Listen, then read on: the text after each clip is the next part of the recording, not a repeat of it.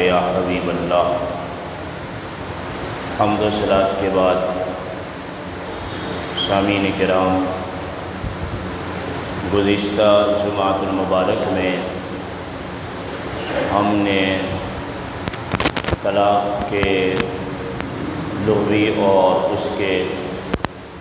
اصطلاحی معنی پر اور طلاق مرد کا حق کیوں ہے اس پر، اور اللہ نے جن چیزوں کو جائز قرار دیا ہے ان میں سے سب سے زیادہ اللہ کے ہاں مقبوض ترین جو فعل ہے وہ کسی مرد کا کسی عورت کو طلاق واقع کرنا ہے۔ آج انشاءاللہ العزیز بڑی اہم گفتگو ہے، اور اس کے اندر اگر کسی شخص کو طلاق دینے کی ضرورت پڑ جائے اور بنا طلاق کے اس رشتے کو قائم اور دائم رکھنا ناگزیر ہو جائے اور رشتہ رہ نہ سکے، نبھا نہ ہو سکے، تو طلاق دینی ہی پڑ جائے، تو طلاق دینے کا صحیح طریقہ اور صحیح وقت کیا ہے؟ سب سے پہلے آپ یہ نوٹ فرما لیں، اسلام سے پہلے بھی طلاق جو ہے یہ معروف تھی، یعنی ابھی اسلام نہیں آیا تھا، اسلام سے پہلے بھی اہل عرب کے اندر یہ طلاق کا لفظ جو تھا یہ مشہور بھی تھا، معروف بھی تھا، اور اس کو استعمال بھی کیا جاتا تھا۔ علامہ شامی نے لکھا ہے کہ طلاق کی جو ابتدا ہوئی، آغاز ہوا اہل عرب کے نزدیک، وہ حضرت اسماعیل علیہ السلام کی ذات اقدس سے ہوا۔ تو ایک مسلمان کے ذہن میں یہ بات رہنی چاہیے کہ عرب شریف کے اندر جو طلاق کی ابتدا ہوئی وہ حضرت اسماعیل علیہ السلام سے ہوئی، اور یہ واقعہ میں کئی دفعہ اپنے مختلف درسوں میں اور جمعۃ المبارک کے خطبات میں بیان کر چکا ہوں کہ جب ابراہیم علیہ السلام کے لخت جگر حضرت اسماعیل علیہ السلام نے پہلی شادی کی تو ابراہیم علیہ السلام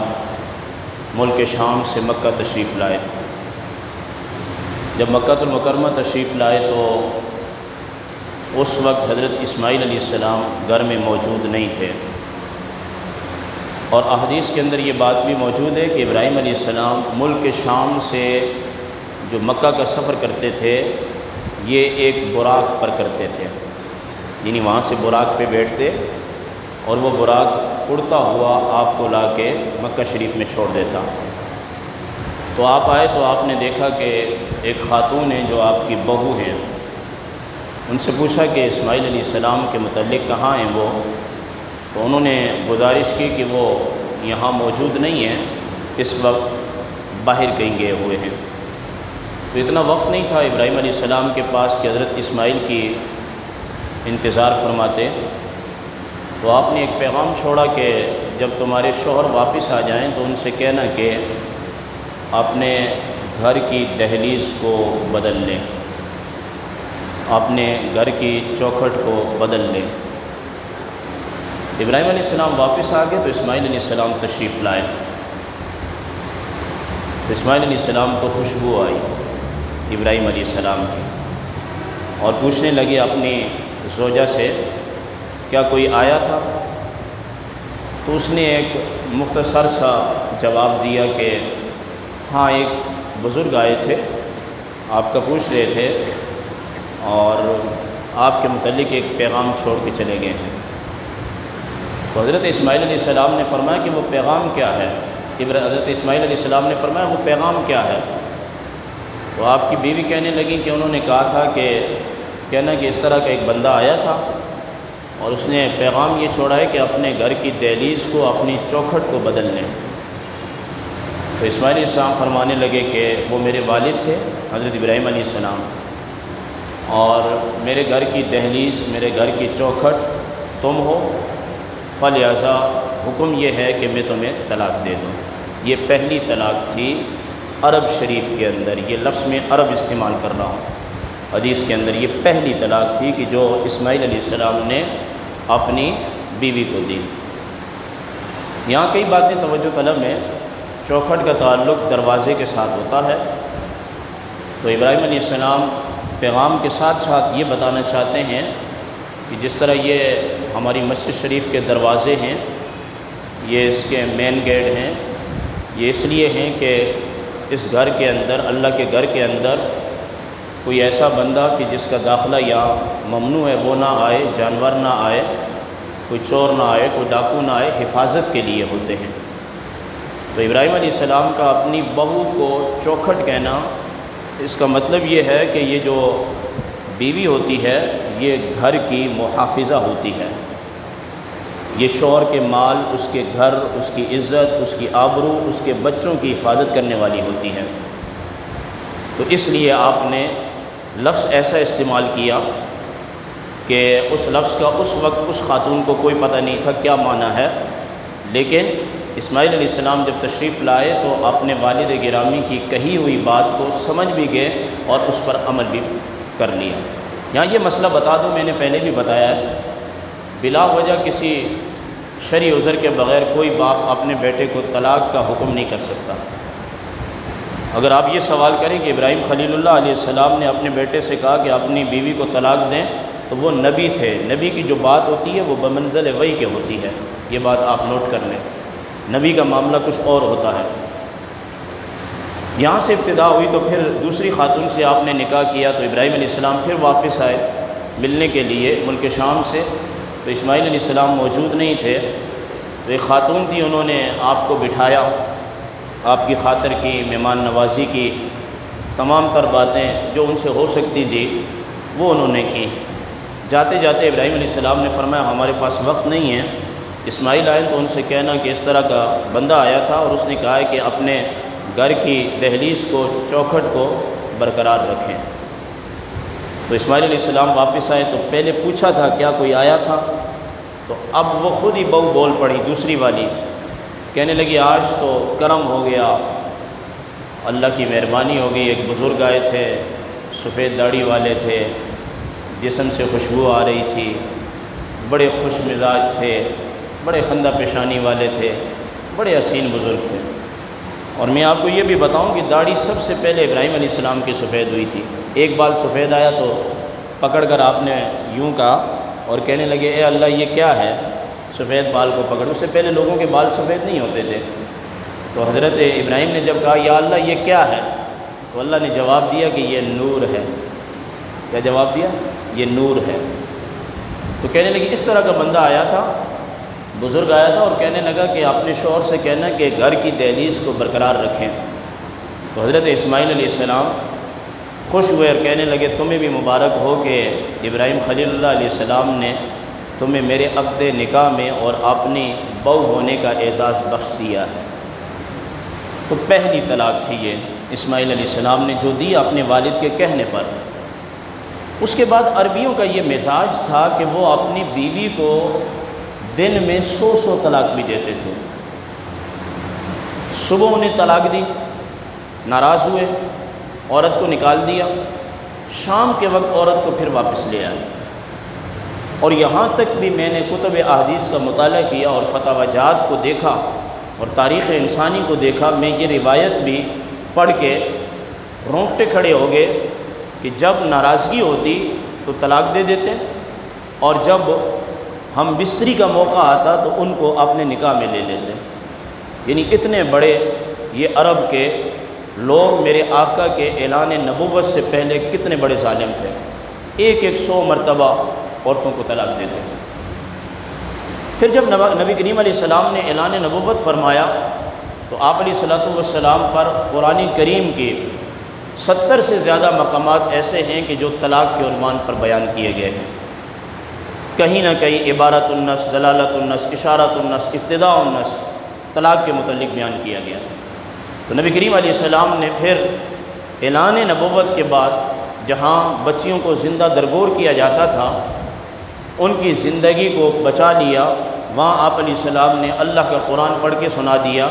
کہ طلاق 3 مرتبہ ہے، 3 سے زیادہ طلاق کا تصور اب اسلام کے اندر نہیں ہے، اور واحد ایک طلاق اور عتاق غلام کو آزاد کرنا ہے کہ اگر یہ خوشی سے دی جائے تب بھی ہو جاتی ہے، یہ مذاق سے دی جائے تو تب بھی ہو جاتی ہے، طلاق نشے کی حالت میں دی جائے تب بھی ہو جاتی ہے، اور طلاق غصے کی حالت میں دی جائے تو تب بھی ہو جاتی ہے۔ کوئی پیار سے طلاق دے تب طلاق ہے، مذاق سے طلاق دے تب طلاق ہے، غصے سے طلاق دے تب طلاق ہے، نشے کی حالت میں دے تب طلاق ہے۔ تو طلاق ایک واحد چیز ہے، اور غلام کو آزاد کرنا کہ یہ خوشی نہ خوشی، غصہ نہ غصہ، اس کا اعتبار نہیں ہے۔ زبان سے صریح لفظ طلاق کے اگر نکل گئے تو عورت کو طلاق پڑ جائے گی، ہاں اگر اشارہ اور کنایہ کے الفاظ زبان سے نکلے ہیں تو اس میں نیت کا اعتبار ہوگا۔ اور قرآن کریم نے فرمایا ہے کہ جب 3 طلاق پڑ جائیں تو وہ اپنے آپ کو 3 حیض روک کے رکھیں اور اس کے بعد وہ آزاد ہو گئیں۔ طلاق کا جو رکن ہے، جس طرح آپ نماز پڑھتے ہیں تو نماز کے ارکان ہیں، نماز کے اندر بھی ارکان ہیں کہ یہ قیام رکن ہے، قرات رکن ہے، سجدہ رکن ہے، رکوع رکن ہے، آخری تشہد رکن ہے، اکثر علماء کے نزدیک تکبیر تحریمہ رکن ہے۔ ان میں سے اگر کوئی چھوٹ جاتا ہے تو نماز سرے سے باطل ہو جائے گی، دوبارہ نماز کی نیت کرنی پڑے گی، سجدہ صاحب سے بھی اس کا نقصان کا ازالہ نہیں ہوگا۔ اسی طرح طلاق کا بھی رکن ہے، اور طلاق کا رکن صریح جو ہے وہ لفظ کا ہونا ہے، یا پھر کنایہ کے الفاظ میں نیت کا اعتبار ہونا ہے۔ لفظ طلاق کوئی بندہ استعمال کرے، اگر کوئی شخص اپنی بیوی کو یہ کہتا ہے کہ میں نے تجھے طلاق دے دی، اور پھر جب اس کا مسئلہ اٹھتا ہے اور وہ کہتا ہے کہ نہیں جی طلاق سے مراد میری یہ تھی، تو اب اس کی نیت نہیں پوچھی جائے گی، کیونکہ یہ لفظ طلاق جو ہے اہل عرب کے حضور سے پہلے اور حضور کے بعد یہ اس لیے استعمال کیا جاتا ہے کہ نکاح سے عورت شوہر کی قید میں آ جاتی ہے، اگر اس قید کو اٹھانا چاہیں تو لفظ طلاق کے ذریعے اٹھایا جائے گا۔ اگر کبھی ضرورت پڑ جائے کسی مسلمان کو، کوئی آپ سے پوچھے فرضی طور پر ایک مسئلہ ممکنہ طور پر بتا دیں، تو یاد رکھ لینا کہ طلاق کا جو طریقہ کار ہے اس کا مزاج بھی شادی کے اعتبار سے قرآن میں بیان کیا گیا ہے، کہ جس طرح قرآن نے کہا ہے کہ تم 4 عورتوں سے نکاح کرو، تمہیں جو اچھی لگے، تمہیں جو پسند آئیں، 4 سے تم شادی کر سکتے ہو۔ پھر میں نے تفصیل کے ساتھ گزشتہ سال بیان کیا تھا کہ 4 صفات پر عورت سے نکاح کیا جاتا ہے۔ اسی طرح اگر آپ سورہ نساء کا مطالعہ کریں، سورہ بقرہ شریف کا مطالعہ کریں، اور آپ سورۃ الاحزاب کا مطالعہ کریں اور سورۃ الطلاق کا مطالعہ کریں، آپ اس نتیجے پر پہنچیں گے کہ قرآن کریم نے فوراً طلاق کا حق نہیں دیا مرد کو،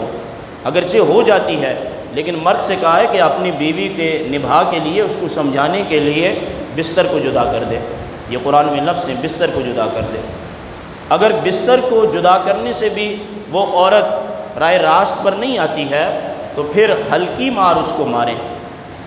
اور ہلکی مار سے مراد یہ نہیں ہے کہ ڈنڈوں اور لاتوں سے شروع ہو جائیں۔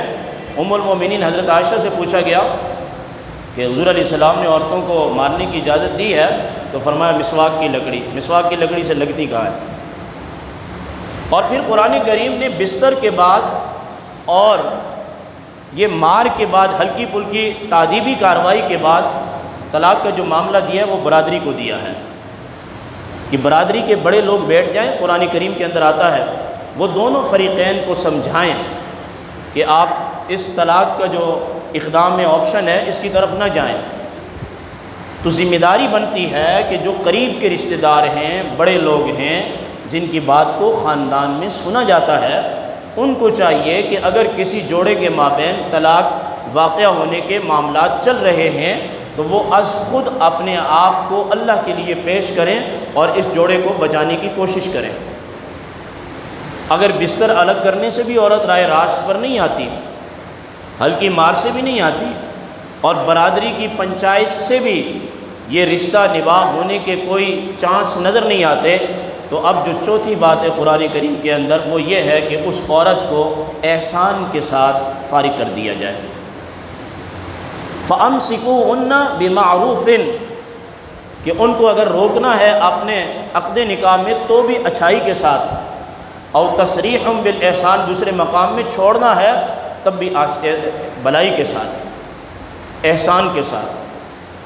یعنی کہ اگر آپ قرآن کریم کو پڑھنے کا مزاج بنائیں، اور میں آپ سے کہوں گا کہ آپ قرآن کو ترجمے کے ساتھ پڑھا کریں، اگر آپ یہ مزاج بناتے ہیں، قرآنی مزاج بناتے ہیں اور اللہ کی کتاب سے اپنے مسائل کا حل چاہتے ہیں، تو آپ اس نتیجے پر پہنچیں گے اور مجھ سے آپ کہیں گے کہ امام صاحب نکاح کرنے میں اتنی احتیاط قرآن نے بیان نہیں کی جتنی کہ طلاق دینے کے اندر قرآن نے مختلف قسم کی احتیاط اور تجاویز اور احکام کو نازل کیا ہے۔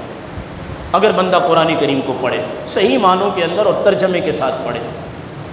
اب آخری چیز جو آ گئی وہ یہ ہے کہ اللہ کے ہاں ناپسندیدہ فعل ہے، رسول اللہ کے ہاں ناپسندیدہ فعل ہے، لیکن طلاق کی ضرورت پڑ جاتی ہے۔ بستر کی لادگی کام نہ آئی، ہلکی تادیبی کارروائی کام نہ آئی، اور پھر برادری کا بیٹھنا بھی کام نہ آیا، تو اب طلاق دینے کی نوبت آ گئی۔ تو اب کیا کرنا چاہیے؟ تو پھر طلاق کی 3 قسمیں ہیں: طلاق احسن، طلاق حسن، طلاق بدعت، یہ 3 چیزیں بیان کی گئی ہیں۔ اس میں ہم نے یہ دیکھنا ہے کہ طلاق کے اندر کتنی تعداد کو شامل کرنا ہے اور طلاق دینی کس وقت ہے۔ یعنی جس طرح آپ نماز پڑھتے ہیں نا، اور پھر یہ سنت طریقہ ہے کہ نماز سے پہلے آپ مسواک کو گھمائیں اپنے منہ میں، اور نہ ہو تو پھر آپ انگلی گھمائیں، سجدے کی جگہ پر قیام میں آپ نگاہ رکھیں، اسی طرح طلاق دینے کی بھی سنتیں ہیں۔ یعنی کہ کوئی ایسی شے نہیں ہے قرآن کے اندر جو اللہ کا حکم ہو اس میں نبی کریم علیہ السلام کی سنت شامل نہ ہو۔ تو سب سے پہلی بات یہ ہے کہ وقت کا تعین کریں کہ طلاق دینی کس وقت ہے اور پھر کتنی دینی ہے۔ تو پہلی آتی ہے طلاق احسن۔ طلاق احسن یہ ہوتی ہے کہ بندہ ایسی پاکی کے دنوں میں اپنی بیوی پر ایک لفظ طلاق کا وارد کرے کہ جس کے اندر اس نے قربت اختیار نہ کی ہو، جس کے اندر اس نے جمع نہ کیا ہو، میاں اور بیوی کے جو خاص تعلقات ہیں ان کو قائم نہ کیا ہو۔ اس سے پتہ چلتا ہے کہ طلاق دینا جذبات کا کام نہیں ہے، سوچ اور بچار، انتہائی فکر کے بعد یہ معاملہ کیا جائے۔ اس طہر کے اندر طلاق دے، اور طلاق دینے کے بعد حیض آئے گا، پھر نہ پاکی کے دن آئیں گے، کوئی طلاق نہ دے، پھر حیض آئے گا، پھر پاکی کے دن آئیں گے، پھر حیض آئے گا، ماہواری آئے گی، اور عورت نکاح سے فارغ ہو جائے گی، صرف ایک طلاق واقع ہوگی۔ یعنی ایک طلاق دے کے پاکی کے دنوں میں اس عورت کو چھوڑ دے۔ عام طور پہ ہم عدالت میں بھی اگر لکھواتے ہیں یا اسٹامپ پیپر بناتے ہیں معاہدہ، تو اس پر کھٹک سے 3 طلاق، میں طلاق دیتا ہوں، میں طلاق دیتا ہوں، میں طلاق دیتا ہوں۔ یہ غلط طریقہ ہے، یہ طلاق مغلظہ ہے۔ اس کے بعد وہ پیپر ہاتھ میں لیتے ہیں، ہمارے پاس آتے ہیں تو فقہ حنفی کے لوگ، دیوبندی اور بریلوی، کہتے ہیں عورت مغلظہ ہوگی، بھاگتے چلے جاتے ہیں پھر اہل حدیث کے پاس، اس نے جائز قرار دے دیا۔ ہاں، تمہارے لیے جائز قرار دینے کے لیے گلی محلے کے اندر ایک مسجد اہل حدیث کی بھی ہوتی ہے جو مسلمانوں کی عورتوں کو جائز قرار دیتی ہے۔ نہ امام شافعی نے جائز قرار دیا، نہ امام مالک نے دیا، نہ امام ابو حنیفہ نے دیا، اور نہ امام احمد بن حنبل نے دیا۔ چاروں نے کہا ہے کہ 3 طلاق کے بعد عورت مغلظہ ہو جائے گی، ہمیشہ کے لیے حرام ہو جائے گی۔ تو یہ کیا ہوگا؟ جب ایک طلاق پڑے گی طلاق احسن، تو طلاق دی، عورت عدت سے باہر ہو جائے گی۔ اب اگر واپسی کا چانس بنتا ہے، دونوں سمجھ جاتے ہیں، بچوں کی زندگی کا مسئلہ ہے، طلاق رجعی طلاق بائن میں کنورٹ ہو جائے گی، تبدیل ہو جائے گی، بس 2 گواہوں کی موجودگی میں نکاح پڑھا لیں، کسی شرمندگی کی ضرورت نہیں ہے اس صورت کے اندر، اور یہی بہترین طریقہ ہے طلاق کا۔ اور اگر وہ کہیں اور نکاح کرنا چاہے تو وہ فارغ ہو گئی، وہ جا سکتی ہے، کہیں اور نکاح کر سکتی ہے۔ تو جب اسلام نے چھوڑنے کا ایک بہترین طریقہ دیا ہے، دیکھیں نا، آپ کہیں کام کرتے ہیں کسی فیکٹری میں، کسی ادارے میں، جب آپ وہاں سے چھوڑنا چاہتے ہیں تو سب سے پہلے یہ بات تو سوچتے ہیں نا کہ بھائی واپسی آئیں تو ایک چائے کا کپ تو جائز ہونا چاہیے نا۔ تو کم سے کم جس عورت کے ساتھ 5 سال گزارے، 10 سال گزارے، 20 سال گزارے، ارے مسلمانوں، اس کو رخصت کرنے کا کوئی طریقہ مصطفیٰ کو تو پڑھ لو نا، نبی کے طریقے کو تو پڑھ لو کہ شادی بیاہ میں تمہارا فلاں چودھری بھی آئے، تمہارا فلاں وڈیرا بھی آئے، اس کے بغیر مولوی صاحب بیٹھا رہے، نکاح کا آغاز نہیں ہوتا، تو ذرا فارغ کرتے ہوئے بھی تو وڈیرے کو دیکھ لیا کرو، چودھری صاحب کو دیکھ لیا کرو، اپنے باپ کی بات سن لیا کرو، اپنی ماں کی بات سن لیا کرو، فوراً کیوں کارروائی کرتے ہو؟ دوسری جو قسم ہے طلاق کی، وہ طلاق حسن ہے، اور یہ ہے کہ پاکی کے دنوں میں طلاق دے، اس میں جمع نہ کیا ہو، اس کے بعد عورت کو چھوڑ دے۔ ہو سکتا ہے کہ اس طلاق کے لفظ کے کہنے سے عورت کے اوپر رعب طاری ہو، دبدبہ طاری ہو، اور مرد کو بھی شرمندگی ہو، تو پھر آپشن دیا ہے شریعت نے کہ 1 مہینے تک سوچ لیں، پھر حیض آ جائے گا، اب دوبارہ 1 طلاق دے دے، یعنی دوسری پاکی کے پیریڈ میں جو ہے 1 طلاق دے دے، پھر حیض آئے گا، پھر تیسری پاکی کے ایام آئیں گے، 1 طلاق اور دے دے، یہ 3 طلاقیں ہوں گی۔ اس کا فائدہ کیا ہوگا کہ 3 مہینے کے اندر برادری کو، لوگوں کو، بچوں کو، بیوی کو، تمام کو سوچنے کا موقع مل جائے گا۔ لیکن یہ بھی صحیح نہیں ہے کہ جب تیسری دیں گے تو عورت ہمیشہ کے لیے حرام ہو جائے گی۔ چوتھی جو طلاق ہے، طلاق بدعت ہے، طلاق مغلظہ، اور یہ وہ شدید ترین طلاق ہے جس کو میرے نبی نے بھی ناپسند کیا، اور وہ یہ ہے کہ ایک ساتھ ایک ہی جملے میں یوں کہا جائے تجھے 3 طلاقیں ہیں، یا تجھے میں 3 طلاقیں دیتا ہوں، ہمیشہ کے لیے عورت حرام ہو گئی، یا پھر یوں کہ میں نے تجھے طلاق دے دی، میں نے تجھے طلاق دے دی، میں نے تجھے طلاق دے دی، ایک ہی مجلس کے اندر 3 الفاظ کا استعمال کیا، ہمیشہ کے لیے عورت حرام ہو جائے گی، یا پھر یوں کہا تجھے 3 طلاقیں ہیں، عورت ہمیشہ کے لیے حرام ہو جائے گی۔ امت مسلمہ کے اندر جس عورت کو 3 طلاقیں پڑ جاتی ہیں، امام اعظم ابو حنیفہ، اس سے بڑا کوئی امام نہیں، امام مالک، اس سے بڑا کوئی امام نہیں، امام شافعی، اس سے بڑا کوئی امام نہیں، اور امام احمد بن حنبل، ان 4 بزرگوں سے بڑا کوئی امام نہیں، عالم نہیں۔ یہ چاروں کہتے ہیں کہ جس طرح 20 رکعت نماز تراویح ہیں، اسی طرح یہ فرماتے ہیں کہ 3 طلاق ایک لفظ میں دی جائیں یا 3 لفظوں کے اندر الگ الگ ایک ہی مجلس میں دی جائیں، عورت اس کے لیے ہمیشہ کے لیے حرام ہو جاتی ہے۔ اب دوبارہ کسی طرح وہ روا نہیں ہے، اس عورت کو اپنے ساتھ رکھیں، عورت مغلظہ ہو جاتی ہے، اور پھر میں وہ لفظ بھی استعمال نہیں کرنا چاہتا، حتیٰ تنکح زوجا غیرہ، وہ عورت تا وقتے کے کسی دوسرے مرد سے نکاح کرے، پھر اس کی مرضی ہے وہ اس کو طلاق دے یا نہ دے، اس کو اپنے عقد نکاح میں رکھے، وہاں سے اگر اسے طلاق پڑ جاتی ہے تو پھر یہ پہلے مرد کے پاس آ جاتی ہے۔ جو لفظ تم استعمال کرتے ہو یا اکثر پڑھے لکھے مولوی نہیں استعمال کرتے، وہ لفظ میں استعمال بھی نہیں کرنا چاہتا، شریعت کو مذاق بھی نہیں بنانا چاہیے۔ اور میرے آقا علیہ السلام نے اس کے بعد فرمایا جو لفظ استعمال کر کے عورتوں کا ہیلا کیا جاتا ہے، فرمایا کہ حلالہ کرنے والا اور کروانے والا، نبی کریم علیہ السلام نے فرمایا ان پر اللہ کی لعنت ہوتی ہے، اللہ کی لعنت برس رہی ہے۔ 3 طلاق کے بعد اگر کسی خاتون کو کہیں 3 طلاق پڑ جائیں تو میرا آپ کو دین کی روح سے مشورہ یہ ہے، اس خاتون کو دوبارہ واپس جانے کا بندہ مشورہ بھی نہ دے، دنیا میں مل جائے گا اس کو کہیں رشتہ، مشورہ واپس نہ دے کہ جس مرد کو، عورت کو طلاق کی صورت کے اندر اپنے عقد نکاح سے نکالنا بھی نہیں آتا، وہ کیا مرد ہے؟ وہ مرد ہی کیا کہ جو اتنی زندگی بسر کرنے کے بعد عورت کو طلاق کی صورت میں اپنے گھر سے باہر بھی نہ کر سکے، اس میں تو کوئی مردانگی کا عنصر ہی نہیں ہے، اور اسلام کو اس نے پڑھا ہی نہیں ہے۔ اور اس کے بعد پھر مارے کبھی کہاں گھومتے ہیں، کبھی کہاں گھومتے ہیں، کبھی کہاں گھومتے ہیں، اور پھر اس پرفتن دور کے اندر طرح کے لوگ جو جائز کو ناجائز، ناجائز کو جائز، حلال کو حرام، حرام کو حلال بنانے کے لیے تشریف فرما ہوتے ہیں۔ اللہ ہمیں اس درس کو سمجھنے کی توفیق عطا فرمائے۔ وآخر دعوانا الحمدللہ رب العالمین۔